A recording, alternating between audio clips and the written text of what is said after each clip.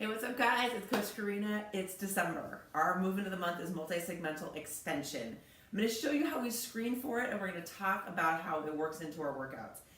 Extension is defined as anything that is moving toward or past the plane of the body. So if we're looking here in the frontal plane, anything that causes my body to move backwards, so if my arm's coming behind my body, that's shoulder extension. If my hip is coming behind my body, that's hip extension. However, we need to make sure that we're talking about the part of the body that is actually extending. So in that example I just gave, if the leg's coming behind the body, we would think of that as hip extension, the movement of the leg at the hip joint behind the plane of the body. Most of us, however, I'm going to tighten up my sweatshirt so you can see, most of us, however, will also do an element of back extension in a leg lift kind of a maneuver. So we see that a lot in our plank leg lifts. We see it a lot in our bird dogs where the spine is actually hyperextending and the hip isn't. And so part of what we're going to work on this month is disassociating those things, separating it so we're actually getting the movement that we think we're getting. So we screen for it like this. We stand with the feet pretty close together and the arms are over the head. And we do that so that we can challenge the postural stability. The weight of the arm being over the head makes the standing back bend much harder. So the arm goes over the head and then we lean back, shifting the hips forward, shifting the shoulders and the upper body back. And what we're looking for is that the hips clear the plane of the front, clear the front edge of the plane of the front edge of the feet, and the shoulders clear, the top edge of the shoulder clears the line of the heels. So again, if there's a plane coming up off the edge of my toes, like a mirror up off the edge of my toes, and the front edge of my pelvis breaks that plane, I'm good there.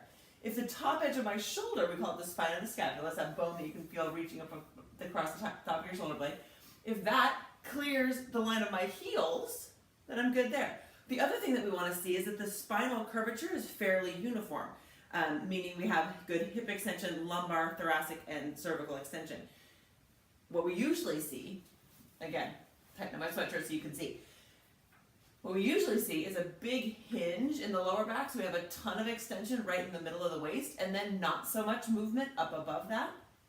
Also, we tend to lack hip extension. A lot of folks will bend backward by bending the knees and shifting back so that the pelvis maybe moves forward, shoulders maybe move back, but you can see there's still kind of a straight line between my knees and my shoulders. So there's a lot of common compensations that we see. So of course, a lot of the exercises that we're going to do this month are connected to those compensations to try to avoid that. We're going to learn how to disassociate hip and lumbar extension. We're going to make sure our hips are mobile enough to do that full extension pattern. We're also going to talk about extension, and we're going to work on thoracic extension, which is that upper back extension. Again, we tend to see rounded through the upper back. We're going to work on opening things up there. What I want to remind you from the stability side is that extension is often just resisting flexion. So if you are, for example, holding a weight, say you're holding the weight at your chest, and you're going to do a squat maneuver with this weight here. Of course, this weight is pulling me into flexion. It wants my body to round forward. So by squatting with this weight and keeping my spine upright, I may not be doing a lot of moving behind the plane of my body, but I'm resisting the gravitational kettlebell-induced flexion or rounding. So it's an extension pattern exercise also. So we know that from the mobility side, we tend to need more hip extension and thoracic extension, so we're going to work on that. From the stability side, we tend to lack the ability through the lumbar spine to maintain an appropriate trunk position during a lot of our exercises, especially things like squatting and hip hinging. So we're going to work on all those things together this month as we move toward the end of this calendar year and into the beginning. Challenge for you for next year.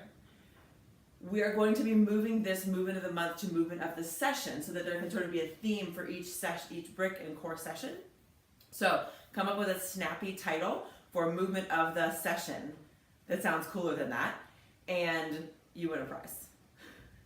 Anyway, have fun with multisegmental extension and hit me up with any questions.